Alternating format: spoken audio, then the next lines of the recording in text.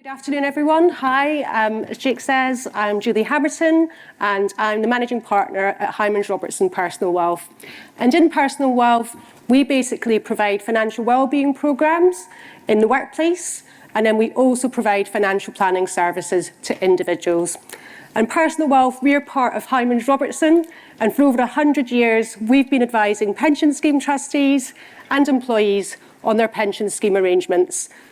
But in more recent years, those employers and those trustees have been increasingly asking us if we can provide more direct help to their people and to their pension scheme members. And I think that comes from the fact that there's this growing realisation that as people are approaching retirement, they could undo all the fantastic work that the employers or the pension scheme trustees have done in selecting a good, strong pension scheme, making sure that they're contributing with the decisions that they might make when they get to retirement. A number of years ago, I was really lucky. I helped set up our firm's incubator. And the reason I was really lucky, I was allowed to pursue a passion of mine, which was looking at ways in which we could try and close the financial advice gap. We did a whole host of things, but one of the key things that we did was we ran a digital, direct-to-consumer, pre-retirement advice business. And we learned so much from doing that. But I could stand up here all day telling you all the things that we learned, but I'll give you 4 key things. So the first thing I learned was, when it comes to finances, people want to speak to someone about things. Digital education, digital content will only ever get you so far. The second thing that we learned was, while there's absolutely a financial advice gap in the UK, not everyone needs financial advice. When people get to retirement and they're faced with really challenging, complex decisions, yes, advice would definitely help. But there are some people who just need guidance. They just need a steer in the right direction, some reassurance that they're doing the right thing. And again, digital only gets you so far. They often want that support from a real person. The third thing that I learned, and that we as a team learned, was that if you wait until someone's getting close to retirement to intervene, that is too late. You need to get in front of people much earlier on in their lives to help them course correct in time so that they can achieve the retirement they want to. And then the fourth thing that we learned was, if you want to engage people with their pensions, with their savings, with finances generally, do not talk to them about pensions and investments. You have to talk to them about their hopes, their dreams, the challenges they're facing, where they're at in their lives right now. And if you can frame their finances in the context of that, you will start to engage them. So today I'm here to talk about real people, and I'm here to talk about a particular group of people who I think can often be overlooked. So usually when someone stands up on a stage and they're talking about different generations, who gets the airtime? Gen Z. They're everywhere at the moment. Everyone's talking about Gen Z. For as long as I can remember, millennials, they were always the main name in town. And then the baby boomers, they've always been around getting a fair share of the airtime. But what about Gen X, who I think are the forgotten generation? Maybe this is a self-indulgent, I'm in Gen X. But Gen X are the generation that hugged their Care Bears, who would hurtle around on their Tomahawks or the BMX bikes, usually without a helmet, which could be quite regrettable from personal experience. That was certainly the case for me. We're the generation who know what a VCR is and who can remember the biggest comeback of all time, that of Bobby Ewing walking out of the shower, which set the world on fire. So Gen X are the 44 to 59-year-olds, born up until 1980. We are the next tranche of retirees, and we are definitely facing a unique set of challenges. So this is a generation that is often squeezed with caring responsibilities. And I've seen a number of providers out in the stalls out there who are looking at addressing this very issue. We undertook some research amongst 40 to 60-year-olds, which found that a quarter of those people were bearing financial responsibility for both their children and their aging parents. That's a quarter today, but given rising life expectancy and the fact that more and more people are living for longer in ill health, that number could very feasibly increase in the future. This is also the generation that is squeezed on pensions.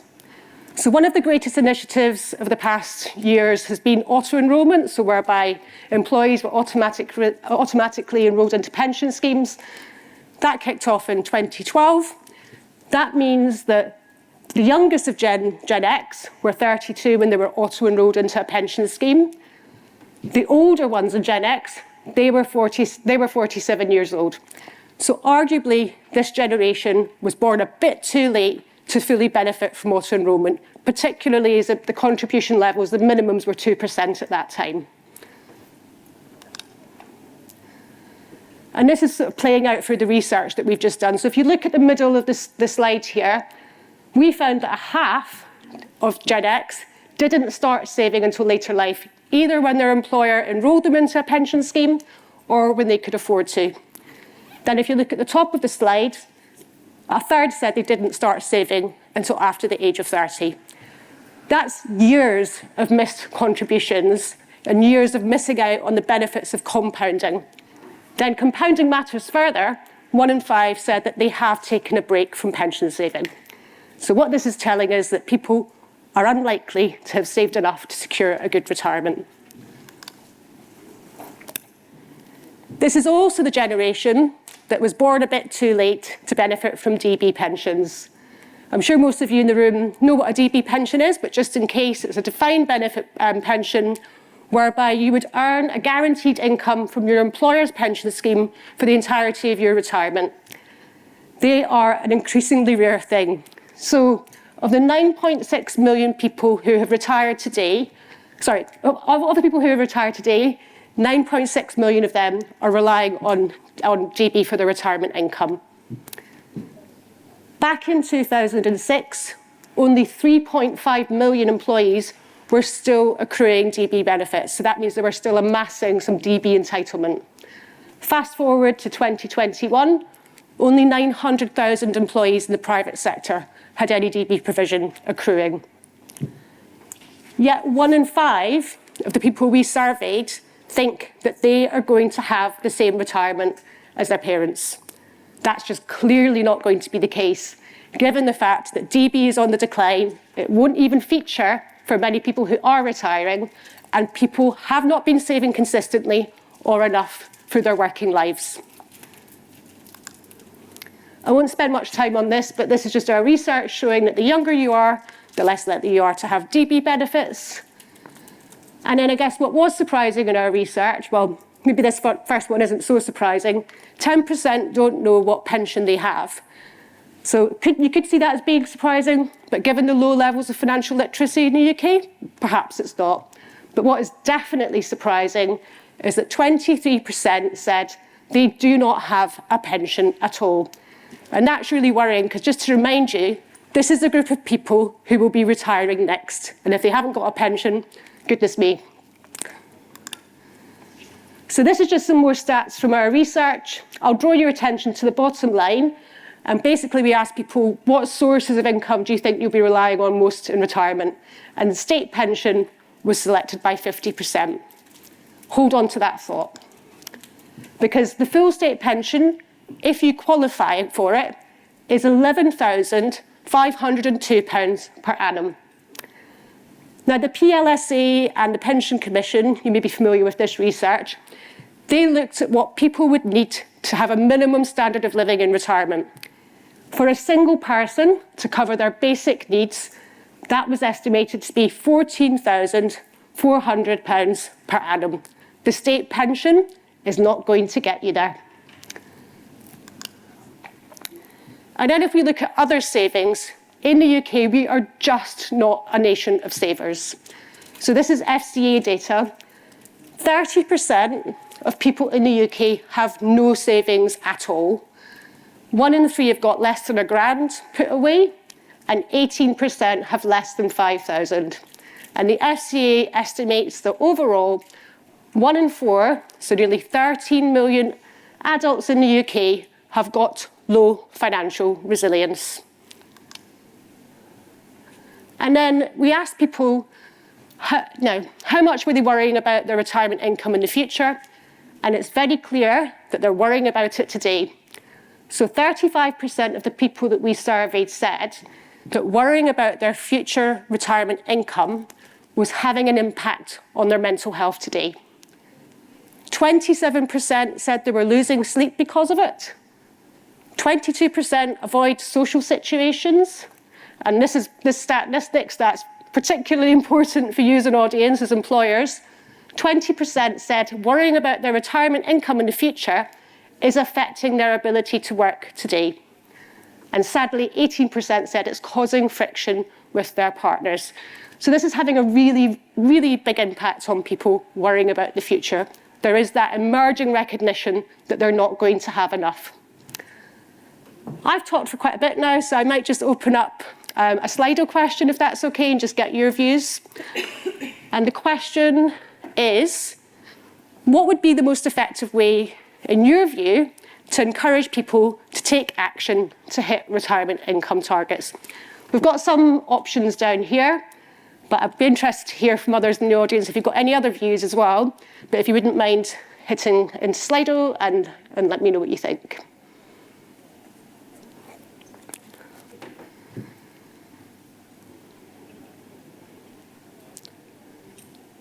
So yeah, we've got bringing the retirement goals to life, not focusing on product.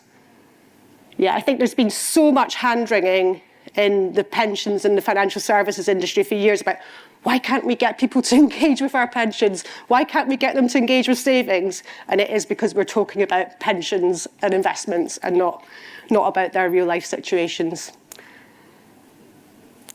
So yeah, still coming in. But 46% think, yeah, bring their retirement goals to life. 35% help them understand where they are and where they need to get to. 13% put pension savings in the context of other financial commitments and build their confidence. And I think all of these things are relevant, but I think you can only really do these things and do them well if you have a human in the mix. As I said before, educational content can only get you so far, or digital content. So, just to reinforce that point, in our research, we asked people where do they turn to when they're looking for support with their finances. And the main source of help is always friends and family. That's not just our research that's shown that. There's countless research out there that reinforces that point too. Our research did show that 15% of this generation have got their head in the sand and no approach to financial planning at all. It's quite scary for people. They don't know where to start. They don't have a clue about where to begin. And then 41% are not confident they'll achieve their retirement plans. So I think it's irrefutable that help is needed. We need to start intervening and helping these people course correct. We get health checks. There are lots of providers out there today who offer health checks in the workplace. I've got mine booked in for a couple of weeks' time. Our cars get a health check too, so that's a mandatory thing. We have to take our cars in for their annual MOT. But what about our finances? We probably need a health check there too. And I really do think it's time for the midlife MOT. So you're probably thinking that sounds quite familiar. Isn't there something like that in existence already? And yes, there is. The government does offer a midlife MOT, but it is only available through job centres for those who are not in work. But what about all of those in work who won't be able to retire? They won't be able to retire with the money they need and who do not have financial resilience. What can we do for them? And what can employers do? So looking left to right here, these are different ways in which you could deliver a midlife MOT. And as we work from left to right, the level of personalisation and the level of support starts to increase. So one thing that can be done and is done is interactive webinars covering off some of these issues and pointing out to employees ways in which they can take action. The second one is again more personal. It's a one-to-one, one-off guidance session with a financial expert where people can ask questions in a safe space.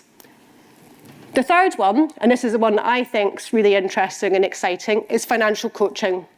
So that's when you have a dedicated coach who sits down with you and puts you on the right path to achieve what you need to achieve. And then finally, we have financial planning or financial advice, and that's when you get regulated advice from extremely qualified financial planners. These are all services that are available today, and I guess just to kind of actually focus on those last two for a minute, because sometimes people don't quite understand the distinction. And the way I like to think about it is, in financial coaching, the individual is in the driving seat and the coach is sat next to them. They know where they need to get to, and they're just there giving them a hand. With financial planning or financial advice, you've got the advisor in the driving seat, making the decisions, implementing changes, making sure that you get to your destinations. I hope that's a helpful kind of analogy just to bring that to life. And these are all things that are being offered today. We offer them ourselves. We launched a couple of years ago, and we're already working with well over 30 large corporates, helping their people make a real difference and get back on track to do that course correct. And these are just some of the quotes we've had back from our guidance services. So having someone objective to bounce ideas off and to work through my thinking has proven invaluable. And the follow-up calls to track progress have been well worth it. My financial situation is rapidly improving, and I feel a lot better as a result. We all know what it's like when something's weighing down on you and you're worrying about it. As soon as you start to take action, that weight starts to lift. And this has certainly been the case for the people we've been helping. Top right, the benefit of having this service cannot be underestimated, especially for financially inept candidates like me. Let's face it, there are so many people who are financially inept, it's not unusual, because finance is just full of jargon, it's complicated, we're not taught it. So I'd say there's a big swathe of the population who fall into that category. Bottom left, I have been in such an upset about financial matters recently with no idea where to turn. The embarrassment too of needing to ask for help has also been very prevalent. And I think that's the case with a lot of people. We don't talk about money as a society. We don't like to say, oh, I don't know what I'm doing. We don't want to admit that we're perhaps not where we need to be. So people do feel embarrassed, so they are looking for somewhere where they can turn to get that help that they need. And then this bottom right one, this is one that I and the team got quite emotional about. So thank you for this life-saving thing. I can honestly get how people get to that horrendous stage of wanting to call it quits when it all gets a bit much. I'm far from it, but don't worry, I definitely get it. And for us, that really underscored why we do what we do, because it is having a life-changing effect on people. So in summary, people do need help, and that help needs to come before they retire, before it's too late. The next tranche of retirees need help more than those who've gone before. So we need to start the conversations with people before the midlife point, ideally, but at the latest at the midlife point. And there are lots of different ways that employers can do that, and they're not expensive. And as well as helping people prepare for the future, this will reduce the impact of stress on people's ability to work today.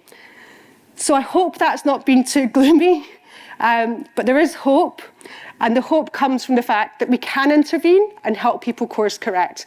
But thank you very much for listening to me. Really appreciate it. Thank you very much. We've got about a minute, and there's lots of questions, about 6 or 9 questions in the chat, which is some kind of record, I think. So we're definitely not going to get through them all. I think there's a lot of questions in here which talk about I guess assumptions that employees have, and I think it probably definitely affects this generation as well, of which I'm also one, because of that relationship to their parents' pension. So things like assuming that the auto-enrolment level will be enough for them to cover their pension, assuming that they'd be all right. So I guess it all points to the midlife MOT, it all points to talking about it more, but is that something you've experienced too? Definitely. So when our financial planners or our financial coaches are talking to people, there's often this epiphany, like a light bulb moment, when they actually realise, when you model out what they need in retirement and how their savings will get them there, they think it's all been taken care of for them. So auto-enrolment was this amazing intervention, but you rightly say that people basically think, okay, I'm fine, I'm in a pension scheme, but they do not appreciate that it is not enough to get them to where they need to be. So yeah, I completely agree with that, and it's certainly been our experience when we've been talking to people. Thank you very much. So we are out of time now. Are you here on a stand? Do you know what number it is? We're just Over there. Sorry? 10. 10. Thank you, Stand sir. number 10. So for those of you whose questions we didn't manage to cover, then please go and visit the stand and we'll be able to answer those questions then. But thank you very much. Thank you, Jake. Thank you.